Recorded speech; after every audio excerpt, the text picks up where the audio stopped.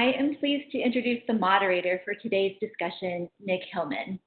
Nick is an associate professor in the Department of Educational Leadership and Policy Analysis at UW-Madison, and he's one of our WISCAPE faculty.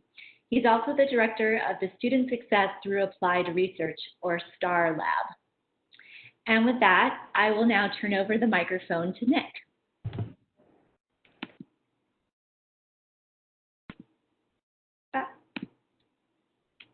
Great, thanks, Carrie. I assume you can hear me okay? Otherwise, just let me know. Thank you for that introduction. And of course, I see that there's a number of people participating. So thank you, everybody, for making time for today's event. It's really timely, important, and frankly interesting that we are going to focus on this topic today, but especially the work that this team has produced is going to be the subject of the conversation today. So this report, New America and Shio and Jared, through a collaboration, and I'm sure there are other folks involved, and please fill us in on all the participants here, but they've reported in anticipating and managing precipitous college closures, they reported a number of really important trends happening across the country. Over 300 higher education institutions in the U.S., mostly for-profits, oftentimes serving low-income students, have closed. And the report aims to explain some of the warning signs that precede such closures.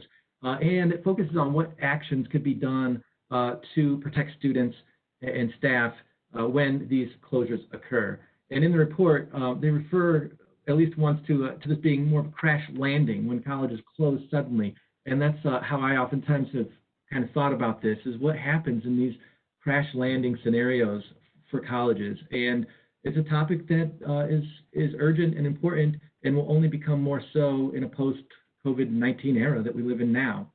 So I'll do brief introductions, hand it over, and then I'll sort of facilitate a Q&A afterwards. So today, a number of the authors on this report are with us, starting with Jared Colston. He's a second-year doctoral student in educational leadership and policy analysis at UW-Madison. He holds a master's degree from higher education and administration from the University of Louisville. And Jared, I'm just really pleased that you've been able to participate and contribute to this work, because it just rounds out your education in such really, really wonderful ways to collaborate with the following three people. Amy Laitinen is the director for higher education with the education policy program at New America. She previously served as policy advisor on higher education at both the U.S. Department of Education and in the White House. Thank you, Amy, for making time today. Clare McCann, equally, thank you again for making time. She's the Deputy Director of Federal Higher Education Policy with New America's Education Policy Program. She works with the higher education team, conducting research and analysis on issues including federal financial aid, data transparency, and accountability for institutions of higher education. And Dustin Weeden, good to see you, Dustin, a doctoral candidate in higher education at the University of Iowa, and holds a master's degree from the University of Denver. He currently serves as a senior policy analyst for SHIO, the State Higher Education Executive Officers Association, and previously served as a senior policy advisor with the National Conference on State Legislatures. So it's a wonderful privilege to be able to see some just wonderful friends and colleagues in the field who are doing important work, and especially doing it with our students here at UW-Madison. And so I'm particularly pleased with the outcomes of this report. And for today's conversation, I'm just really intrigued by where the conversation will lead us. So we'll have a discussion from the authors, followed by some moderated questions. And again, like Carrie said, if you would like to submit any questions, please use the Q&A tool in the lower right-hand side of your screen, or you can click on the button with the 3 dots at the bottom of your screen to submit a question at any time during the discussion. So we'll leave some time to address your questions at the end. And of course, let Carrie know if you have any difficulties along the way. So with that, let me put myself on mute, and I'm handing it over to Jared, I believe.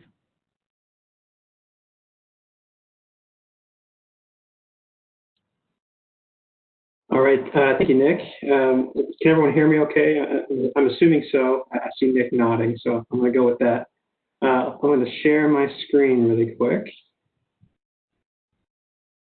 Okay, can everyone see that? I'm gonna look for Nick to nod again. Okay, he's giving a thumbs up. Awesome. Well, thank you so much for the introduction.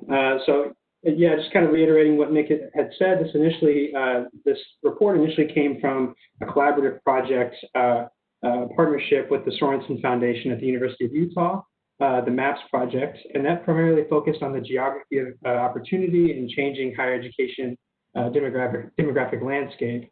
Now, the initial focus of this study, however, was to identify closed colleges and find trends in the lead up to these closures, particularly what Nick mentioned sort of as the crash landing closure. So we're looking at the precipitous college closures, and I'll talk a little bit more in the next slide about the differences in the closures that we saw. And just before I move on, I just really want to give a quick shout out to David Tanberg and Gregory Fowler and Jameen Studley, who cannot be here with us today, but they were part of this report. All right, just a quick background on college closures. As Nick mentioned, there have been over 300 institutions to have closed in recent years, and over the last 5 years, an average of 20 campuses closed each month. They were largely for-profit institutions, and the reason this really matters is that for-profit institutions often serve a disproportionate population of low-income students. And these low-income students, of course, qualify for the federal Pell Grant, so a lot of federal dollars are moving into these for-profit institutions that are at risk of closure. Now, not all closures look the same, of course, and so in our early hypotheses and theory prior to the report and also our findings afterwards, we found that these kind of crash landing closures, these precipitous closures, stand as the greatest risk to students and taxpayers. And the reason that is because the way we're defining precipitous closures, that they seemingly came out of nowhere. Our findings, of course, suggest that this is just due to a lack of monitoring, but initially they seemed to kind of take everyone by surprise, and so they were precipitous and kind of fast acting. So our methodology for this report was that we studied a dozen precipitous college closures, both private, nonprofit, and for-profit, and we used these case studies and interviews of stakeholders to develop a list of warning signs and risk metrics. So I had the warning signs listed up here, but primarily it's the student outcomes, which whenever we talk about student outcomes in the interviews, they were typically talking about retention rates. Enrollment trends is another warning sign, so declining enrollment. Governance concerns, and this kind of came about mostly for for-profit institutions, where there were conflicting interests between the corporations that own the for-profit institutions and the boards that were managing the for-profit institutions. And then the speed and severity of regulator action, for instance, slow speed and lack of severity, really. We're seeing that regulators don't necessarily take actions, they would warn more so, and so that was a warning sign and also a risk metric. And then also delayed institutional response to these declining retention and enrollment trends, and then the issues of the governance concerns. And then, of course, we're concerned about student outcomes, and so we are worried about the potential aftermath for students, and then significant debt being taken on by the institutions in the lead up to the closure. So what can colleges and regulators do? Again, this report primarily focused on regulators and policymakers. However, it is crucial for colleges to have a buy-in and a stake in these changes, these policy changes, for them to be effective. So the first thing that we found is that we need improved monitoring. So we need better reporting on enrollment declines, program closures, and other signs that an institution may not be financially healthy. For instance, the Higher Education Act already stipulates reporting on increased online enrollment. So it would be a natural progression of the policy to extend to reporting on declines. And we need better reporting for those types of declines. We need additional regulator oversights when major lawsuits and investigations of institutions are underway. These are key indicators that an institution is at risk of closing if there is an investigation or a lawsuit. And so we need regulation to come in and make sure that these potential closures are being managed and students are being taken care of. And of course, we need increased information sharing between institutions, state agencies, and accreditors. I mean, that's the case in most policy instances, and especially so with these college closures. And then we need increased funding research in triangulating the most accurate warning signs. This report is just an initial foray into this field. We are by no means the end-all be-all of figuring out the most accurate warning signs, and we have a relatively small sample size, so we need better predictive measures in order to anticipate these closures. One of the main things that came out of this report is that the necessity for teach-out plans and agreements. And in particular, we need to require teach-out agreements over teach-out plans. And the difference is that agreements ensure partner participation in the plan. They secure transitions for students by way of other institutions and accreditors, whereas a teach-out plan might just be an initial kind of what the institution would like to do, or ideally what would happen without getting that partner participation or buy-in. And we need to require early adoption of teach-out agreements to remove negative reputational connotation. A lot of the institutions or a lot of the results that we had from these interviews and these case studies is that institutions were apprehensive about even broaching the subject of teach-out agreements with other institutions for fear that by indicating that they might be moving towards a closure, that they were actually kind of signing their own death warrants. They were kind of indicating to everyone that they were reaching a closure. And so what we need to do is we need to require early adoption of these agreements and for all institutions, just make sure that everyone is prepared for it, and also that it would, and that way it doesn't have this kind of negative aspect of, oh, only institutions that are about to close are adopting these agreements. And of course, we need to require closure insurance, because a teach-out agreement is only as good as how much it can be afforded. And so we need to make sure that the costs of the teach-out agreements are covered in the event of closure. And then we need to monitor teach-out agreements over time to ensure follow-up. For instance, some of the students that we found in our study went from one closed college to another that was preparing to close because of recruiting schemes. So we need a thorough vetting of the institutions that are taking part in these teach-out agreements. And then we need to follow through with these students to ensure that they're getting the adequate education that they have been promised. We need better management of student records. So for instance, we need to require a records management agreement in the same way as we require a teach-out agreement.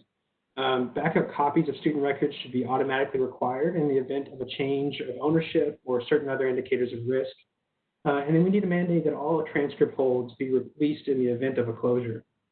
And we also need to empower state agencies to take charge of student records from institutions in the event of a closure. And these recommendations are also reciprocated or kind of echoed by the Illinois Board of Education, Board of Higher Education, and also the National Student Legal Defense Network in their respective writing on college closures.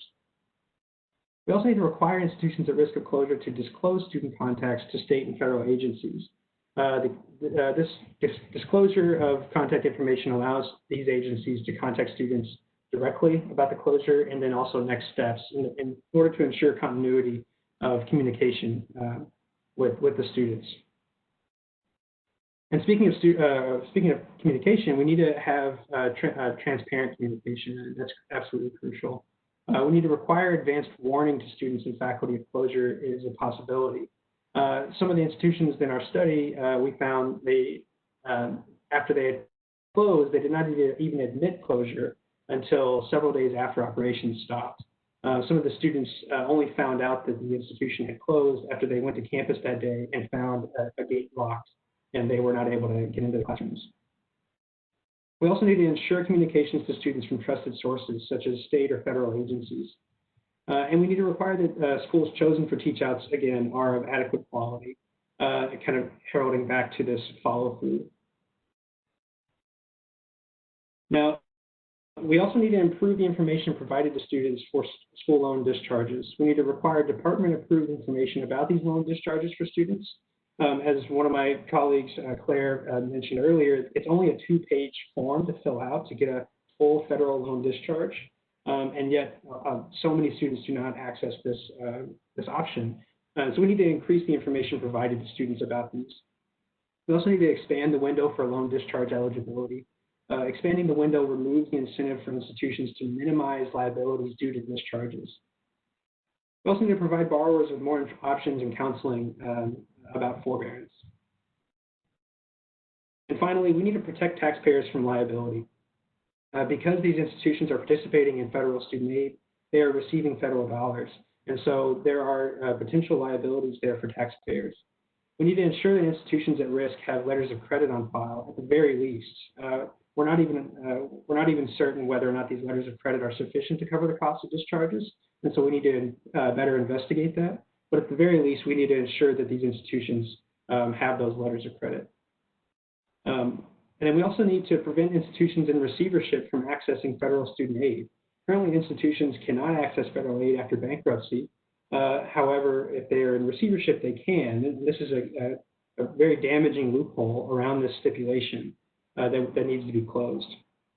We also need to require postmortem reports for institutions that created sufficient taxpayer liability. Postmortems will allow for improved metrics on risk factors through reevaluation. And so kind of going back to improving our predictive abilities in these closures, these postmortem reports will ideally provide us an insight into better metrics. Now, of course, we're talking right now in an age that does not look at all like it looks several months ago. And so we need to contextualize our findings in the age of COVID-19. And actually, my colleagues that are presenting with me today actually have already worked with the National Governors Association to prepare a primer that translates our findings into a COVID-19 era. But essentially what we find is that COVID-19 and its fallout will only exacerbate the issues presented here. Enrollments are going to decline. 8% of college seniors planning to enroll in fall have decided not to attend due to COVID-19. These enrollment data are from the Simpson-Scarborough National Student Survey. Institutions are experiencing unexpected refunds for unused room and board, and institutions that have been hovering near the tipping point may now have accelerated risk factors such as increased financial vulnerability and enrollment declines. So initial reports from institutions that have closed since COVID suggest an early trend, if we can really even call it a trend. We don't have a ton of data as of yet, but they suggest an early trend of institutions already showing warning signs as being the ones that close.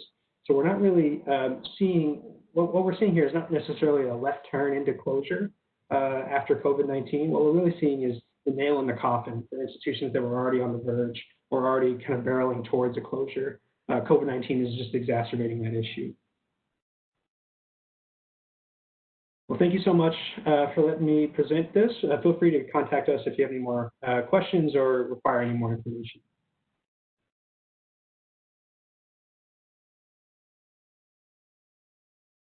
And I'm going to hand this back over, I guess I'll hand it over to Carrie.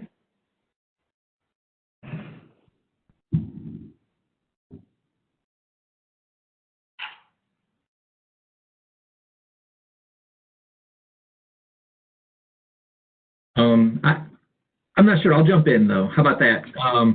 Sure. So let's hear from Amy and Claire and Dustin, and still from Jared, of course. But let's get you in the mix here too. And I guess let's start from the beginning. That very first slide kind of laid out some of those warning signs.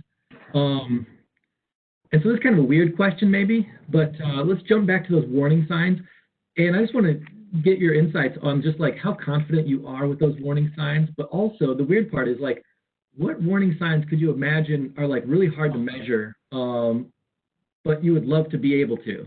So if you could answer either of those, kind of let's discuss some of those warning signs, because that'll, I think, lead to another set of questions.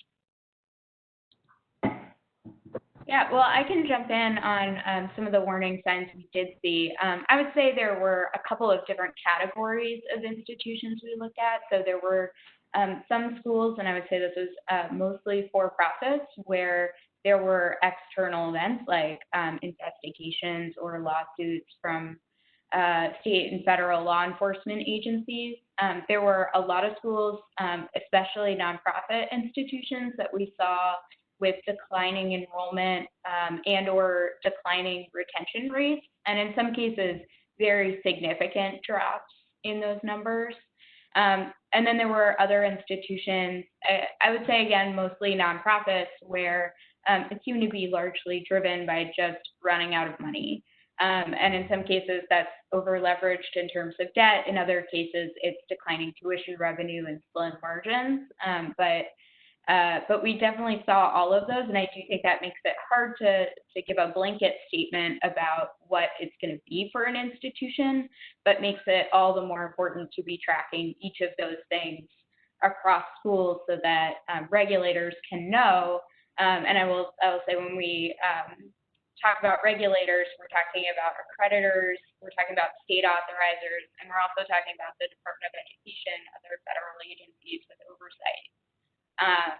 It's important for all of those entities to be looking at which schools are most likely to be at risk, and whether or not that's a definite determination of likely closure. I think it's going to be virtually impossible to ever accurately predict exactly which schools will close. There are too many other factors at play, but we can certainly mitigate some of that risk for students.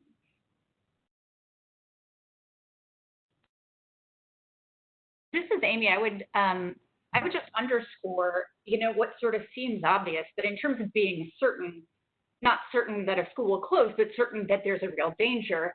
Like, if you don't have money, you don't have money, right? And if you didn't have money before COVID-19, you're probably not going to have more because of COVID-19. So I think both looking at the financial history, and the stability of where the schools were before, looking at their enrollment patterns before, because as we all know, there's such uncertainty around enrollment, in the coming semester.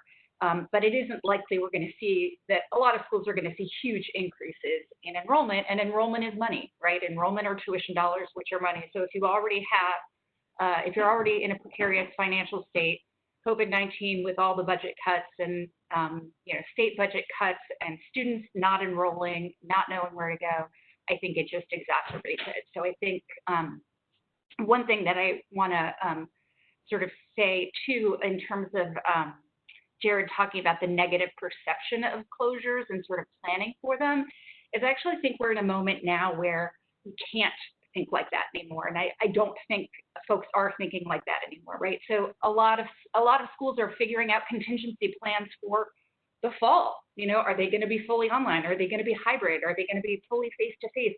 They are thinking about all of these different scenarios, and they should be doing the same in terms of college closures. It's not saying we are planning for it to happen. They don't want it to happen. We don't want it to happen. Regulators don't want it to happen. No one wants it to happen. But it could happen.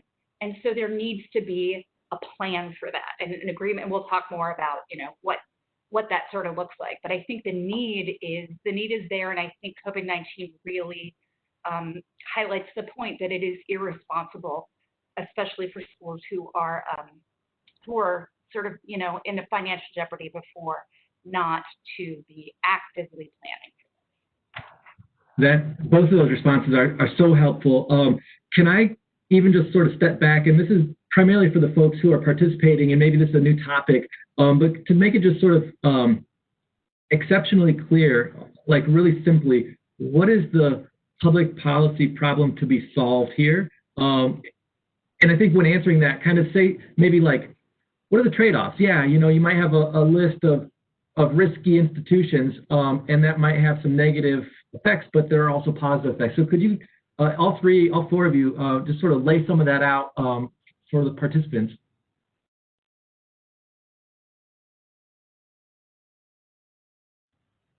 I'll start. Okay, sorry. I was gonna. Yeah, I need to do a better job moderating and point to who. Yeah. No.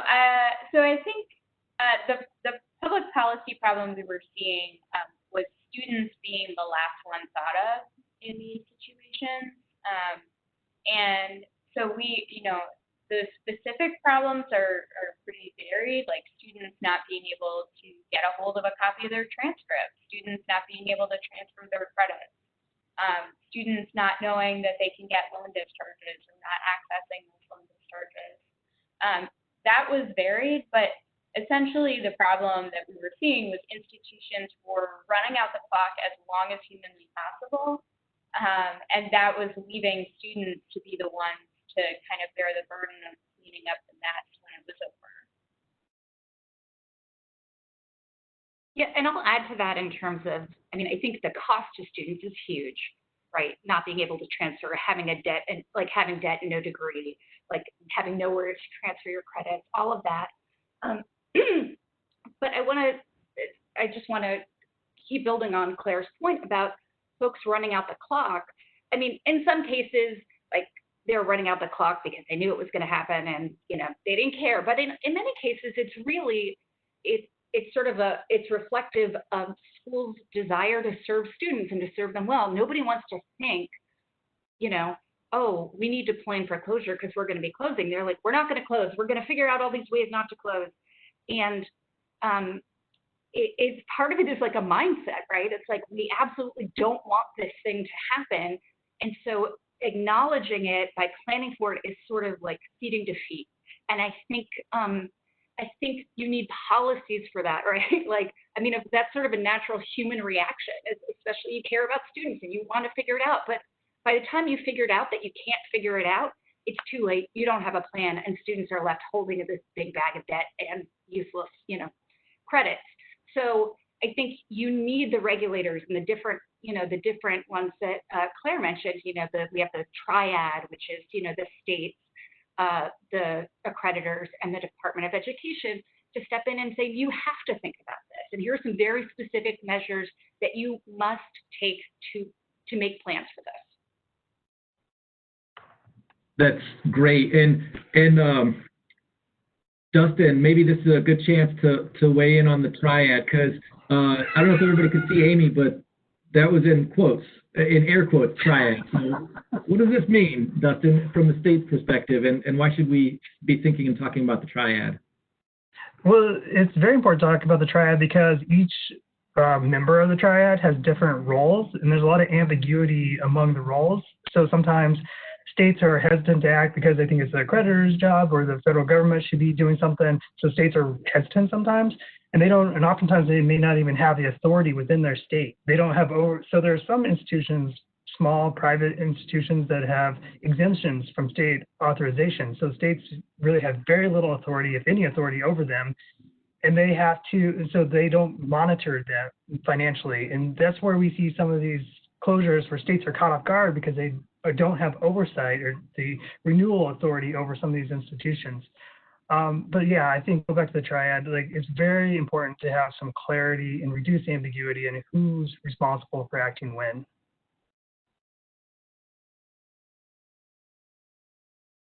And maybe we can jump over back to Claire and just kind of clarify the triad again. I know you mentioned it earlier, but just for folks who are participating, and then I want to follow up on a point that Dustin just raised about sort of like who in the state would be sort of the primary leader on this.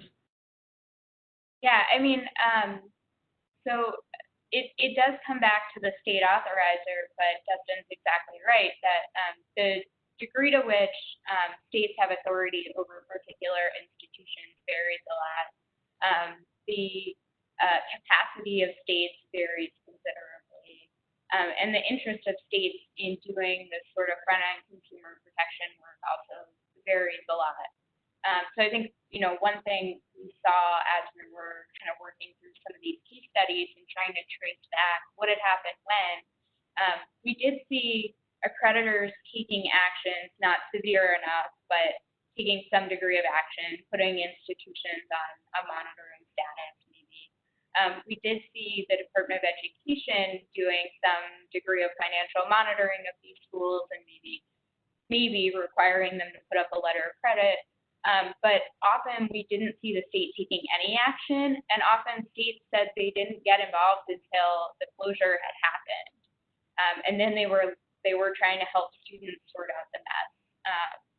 This is what led, Jared mentioned the Illinois Board of Higher Education earlier had written a paper on student transcript policies. That was because when ITT Tech collapsed, they had to figure out how to deal with all these student records that hadn't been planned for. And so the state wound up sort of being the custodian of a lot of those records and trying to figure that out on their own. And they wanted to make sure they were thinking through how to not have another ITT Tech situation. And so, yeah, I mean, I think this is something many states are sort of starting to come around to, that they want to be more involved on the front end, so that they're not cleaning up the mess on the back end with no input as to how it happens. But it's definitely something we saw along the way, is that, accreditors in the Department of Ed are definitely not doing enough, but states have a long way to go. Can I jump back over to Jared actually for a second, just for some context here? I mean, Claire and Amy and Dustin have been in this space longer than you have, and so what has surprised you the most? When you sort of lay out this image of, I can just have this image of like, the federal government pointing at states and states pointing at accreditors and accreditors pointing at the feds, like everybody's sort of pointing at each other, blaming each other, and like no action is happening. And Jared, sort of as a new participant in this conversation, what is one thing that has surprised you about the way that it's all sort of designed right now? Yeah, so I think that honestly, it's something that surprises me about every single policy discussion that I have, and now that I'm kind of emerging, not just in the college closures issue, but just kind of the administrative inertia of policy, to where things kind of, the entropy of it as well. Things just kind of spread out, and then eventually everyone's kind of like, who's in charge right now? Who does this and who does this? And then you start to see those fingers pointing, because there's so much kind of regulatory ambiguity about these different things. And that was what really surprised me the most. It was kind of like, well, who should we talk to about this? And no one seemed to know, and so that was one of the more surprising things to me. I guess it shouldn't surprise me, but yeah, that was the extent to which there was uncertainty in procedural mechanisms for closures like this was very surprising. And I guess the other thing is it's another issue that comes up a lot in kind of the policy work that I've done, is the lack of good data. That was relatively surprising to me, is just how little colleges had to report on some of these metrics. And so that was because one of the main issues and one of the main findings we had was that colleges should be reporting when their enrollments are declining. And it's like, that's insane that was one of our main findings, to me at least. That was just very surprising. So, can I use this as an opportunity to plug one of our reports? Because I think we wrote a piece, Claire and I wrote a piece, which has, I think, the best title of any, certainly, piece that we've ever written. And I say very, very humbly, and it wasn't our idea. Somebody else had the idea of the title. And it might be one of the best titles ever. It's called The Bermuda Triad. And so getting to your point about, the finger pointing, we sort of had a lot of different analogies for this. So it's like nose goes, touching your nose, not it, hot potato, like it's your problem. And to Jared's point, it really is like, who's in charge? It's like, because everybody is, no one is. And it's crazy when you think, to Jared's point, like, we don't have basic data on some of this stuff. Like, and for a system that spends hundreds of billions of dollars and students are taking on trillions of dollars in debt, and you have all these different pieces, and people are, institutions are complaining about burden, and there's all this burden, but we don't actually have any good information. We're not actually regulating the sector really well to protect students. It's insane. When I have those Thanksgiving, those sort of Thanksgiving tables with people around, the higher ed issues, nobody can believe it, right? You just sort of assume something's accredited, so it's all good, or you're able to get federal aid for it, so it's all good, or the state has authorized it, so it's all good. Well, it isn't always. And if it is, sometimes it's often not because of the policies, it's sort of in spite of the policies. So that was a cool version to promote the world's best titled. The Bermuda Triad. That's excellent. That's excellent. Maybe we could, Carrie, I don't know, if Amy or Claire, if you could throw that up on the chat, that might be helpful. Just throw a link to the report on the chat so if people are participating, they can go and take a look. Dustin, there's a comment here from Stephanie Bernate, I'm sorry, Stephanie, but she had commented about sort of that the states look to, accreditors routinely look to the states to act first in these kind of scenarios. Can you share any insights from the report, if that's some of the stuff that you found along the way, if you think that's a pretty accurate portrayal? I think just sort of on the same exact theme. So do you see that at the state level, sort of states and accreditors interacting that way? Oh yeah, no, and I'm glad Stephanie chimed in, because I kind of put more of the onus like states we're waiting on other actors of the triad to do something. But I think it kind of just shows the circular kind of layout of the triad, and the accreditors like, well, we kind of missed the boat, dropped the ball here a little bit. Now we want states to come in and clean up the mess. And so I think that's where they kind of wait on states, or expect states to act first after there's already a crisis. So I think, yeah, I appreciate Stephanie making that comment and adding that to the conversation. I don't expect everybody to know anything about Wisconsin, first of all, but Holy Family College is a small liberal arts college in a town called Manitowoc, Wisconsin, and it recently announced that it was shutting down permanently. And this college, my very brief understanding of it, I don't know this institution in depth, and so my understanding though is that it's been a while. They've been sort of struggling for some time, and as Jared said earlier, this is sort of the nail in the coffin for this institution, unfortunately for them. But how does this kind of scenario fit in with what you found in the report? When you have a college that says, you know what, we're shutting down now. It's not a crash. It's not a crash investigation site necessarily, but it certainly is a crash landing or hard landing. What do you imagine a state like Wisconsin doing for these that are at least a little bit predictable, nonprofit, religious affiliated organization that's located in the state, but sort of what advice would you have for a state like Wisconsin that can see this coming down the pipe? And let's start with, who wants to start here? How about Claire? I don't know. Sure. I think first and foremost, the most important piece is for institutions to be setting up transfer agreements, teach-out agreements with other institutions. And that is something that right now, typically accreditors or states or the department will ask for when an institution announces its closing. That is often too late. From our experiences, you have people jumping ship near the end. The staff you would need to be setting that up are trying to find other jobs, understandably.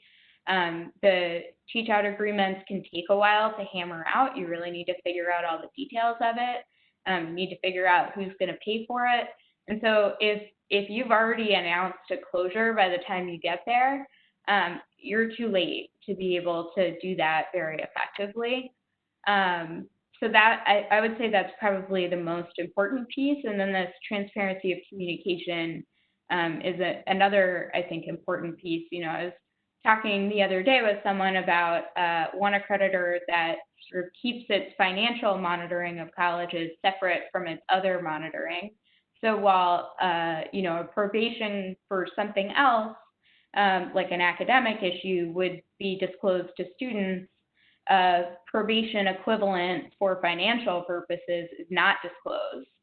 And students at one school found out that their school was in financial trouble when an administrator emailed all the students accidentally and said, I think I'm going to spend this entire year shutting down our school. And so I think it's important to think about this, like this broad disclosure and transparency question of what do we owe to the students at our school as they're trying to make a really expensive decision about their future. Just to stay on this point for 1 second, could you just clarify who is requiring these disclosures? It's not coming from states. That was coming from accreditors. But I think one point here is that states could be taking on many more of these roles than they do now. States typically have the authority to say, you need to make these disclosures to people, or you need to go find a teach-out agreement and get it approved by your accreditor. And And so while it's often the accreditor that is kind of playing that role, it doesn't need to be solely the accreditor, and it shouldn't be solely the accreditor. And did you find in your report, sorry if I missed it, but does every accreditor require formal teach-out agreements? No, so they will require a formal teach-out agreement in the event of a closure being announced before all the students are taught out. Typically, though, what they're requiring is a teach-out plan, which our colleague Antoinette Flores says is little more than a Google search. It's essentially what colleges are around my area that feasibly could take over. It doesn't require any of the discussions with that college to kind of hammer out any of the details of it. So it's not something that can be operationalized if an institution does close.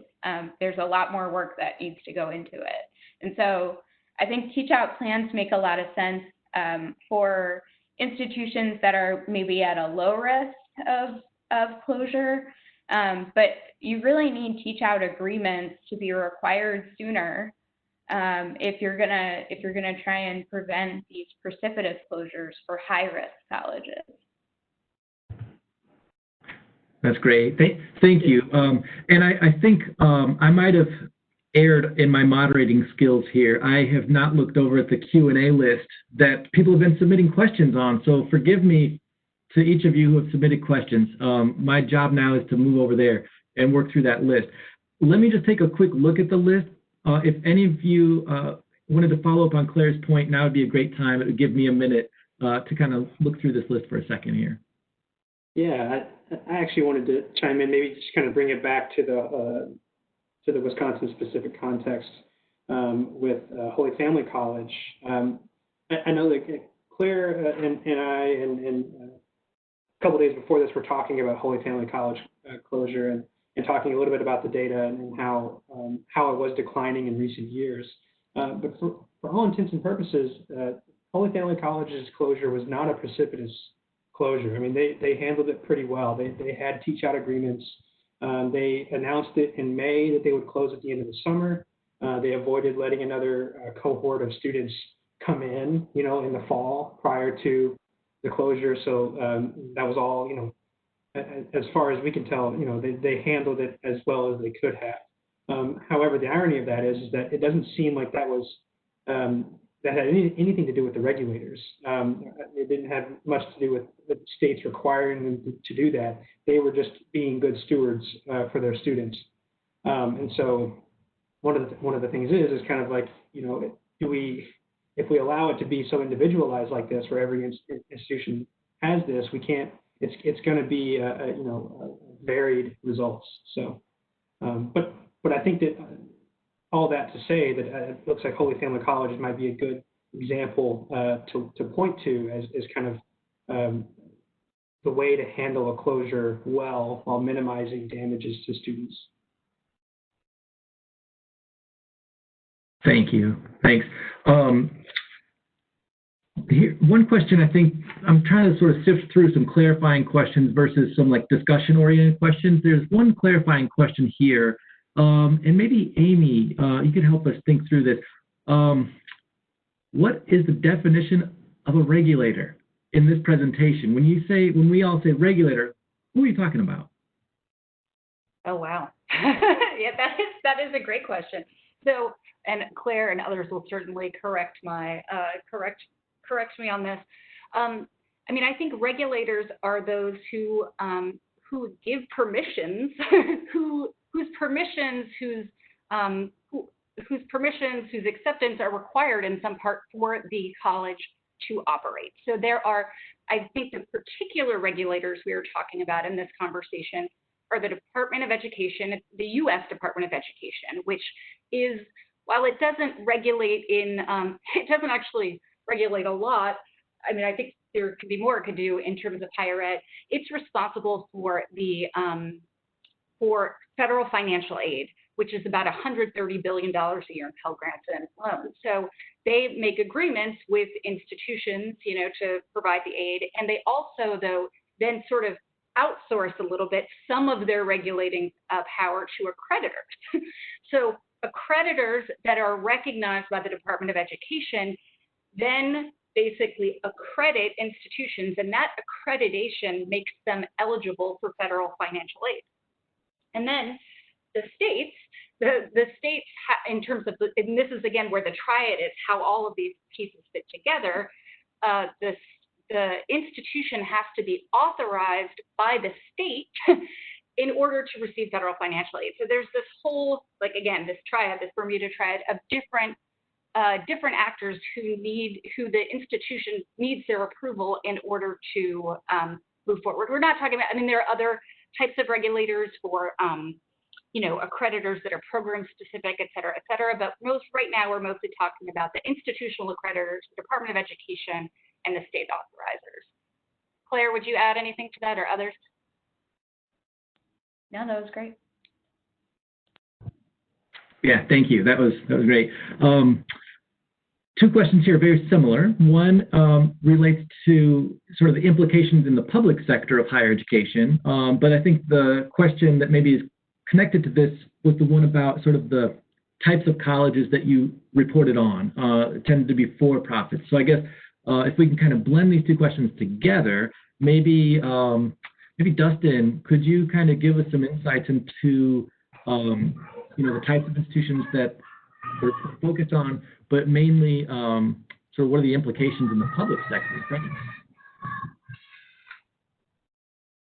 Yeah, I can dive into the public sector because I think the fact that question is coming up is actually a very important distinction to make, because it's very difficult to close public institutions, and almost rarely, if ever, happens. We've seen some mergers in the public sector, but rarely closures. In fact, I can't even think of an instance where a public institution just completely closed. But with the COVID environment, a number of institutions are declaring financial exigency.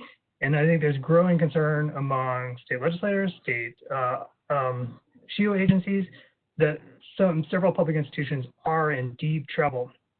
And this is where a state strategy is going to be very important.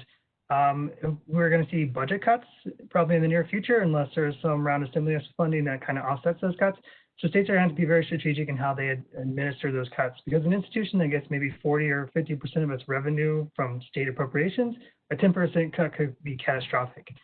Versus an institution, a research institution like the University of Wisconsin in Madison, probably could absorb a 10% cut from the state much easier than a smaller regional institution that's very reliant on the state. So I think states are just going to be very deliberate and think strategically about how they administer cuts if in fact they do come. Thanks, that's helpful. Hopefully these are answering the questions that people have been asking here, and that I'm representing those questions well. Here's another one. It's more of a clarifying question, but it kind of blends the two. And maybe Claire, I'm not sure if you brought this one up, but could one of you speak more about the loophole that was mentioned earlier with respect to receivership and access to federal student aid? I pretend like I know what receivership even means. I don't think I know, but help us understand if there are loopholes here. Sure. Yeah, this one is my particular focus. So there has been a long-standing requirement in the Higher Education Act that an institution that declares bankruptcy lose access to Title IV financial aid, and that was added to the law after there was a long series of many for-profit colleges declaring bankruptcy and then continuing to get federal money and then ultimately closing anyway. And so more recently, in the last couple of years, we've seen a couple of very large for-profit corporations find a workaround to that policy, which is if you file for federal receivership, which is a sort of you get a court-appointed receiver to handhold you through restructuring your corporation.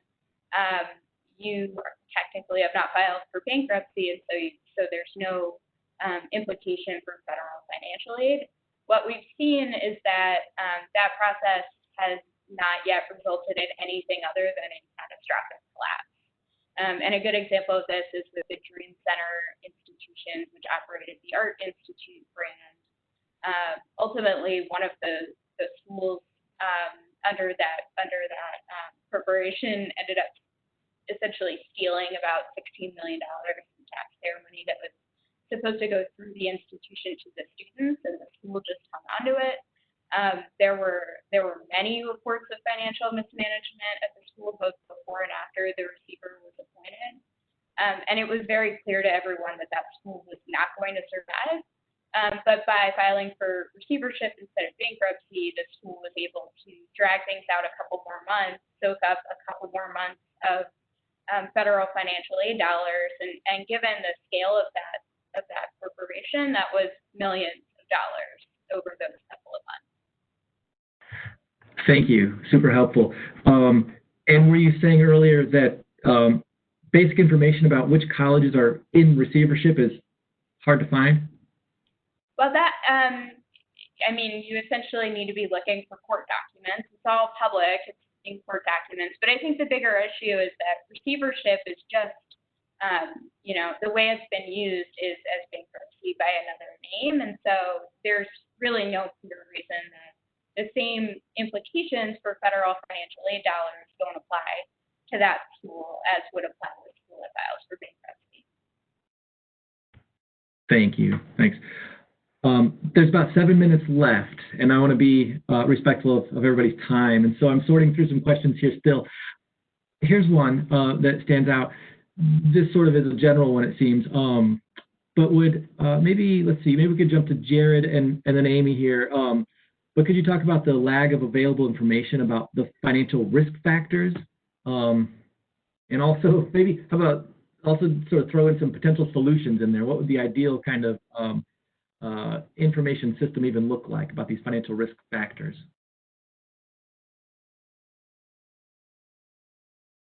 Sure. Yeah, I can chime in first there. I mean, the ideal situation, I think, would just be at least quarterly report of financial metrics, and then on-time reporting of enrollment trends and declining enrollment, and then also even more than just reporting, someone actively monitoring that and keeping an eye on different trends in different institutions that may be experiencing consistent downward trends, and then kind of funneling that through into the triad or whoever needs to know in order to improve that transparency of communication and that data sharing.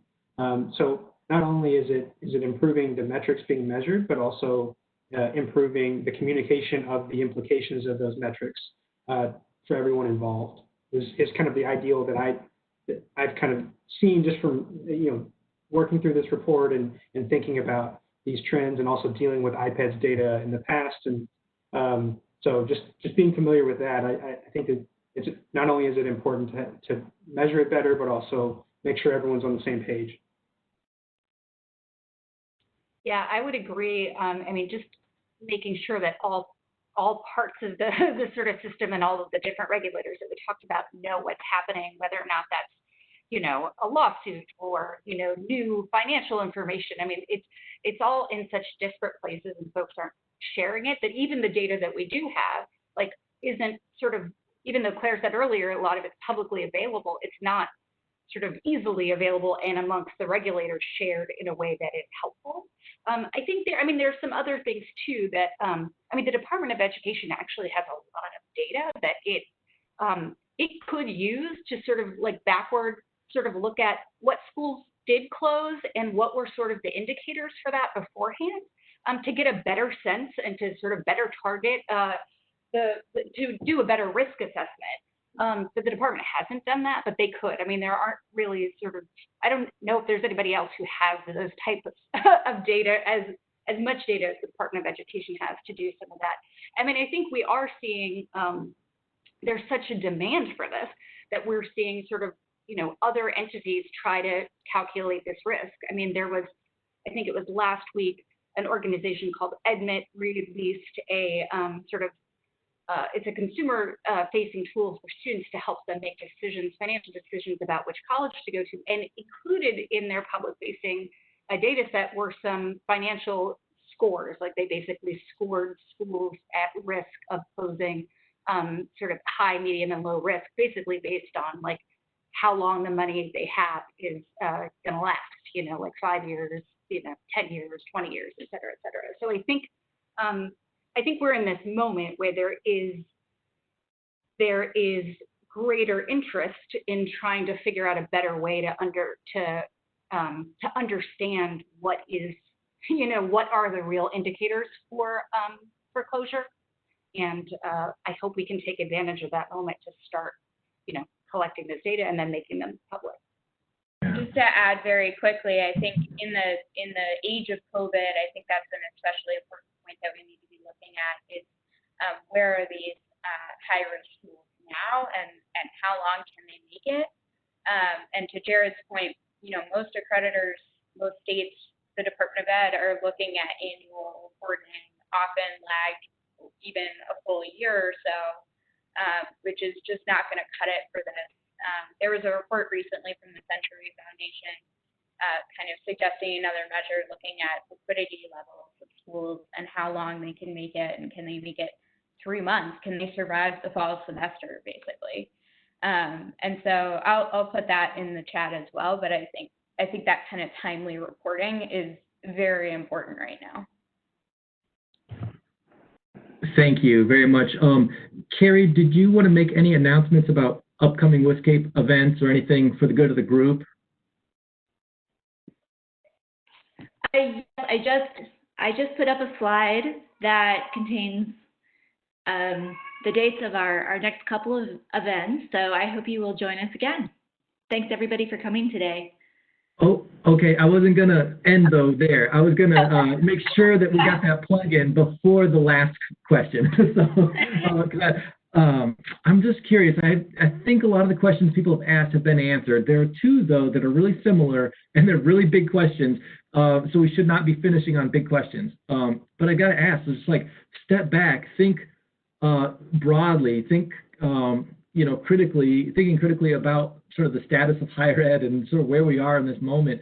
How does closure help us think about sort of the capitalism of higher education, the profit motives and incentives, and kind of like, can you leave us with any sort of thoughts in terms of how strange or how important this topic is moving forward?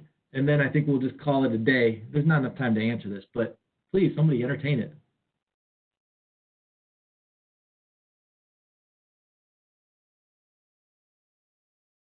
Well, so I don't know if this gets to the capitalism piece or not, but I think certainly we are going to be seeing in this moment moments like in an increased, like a sharpened clarity around where student interest and institutional interest diverge.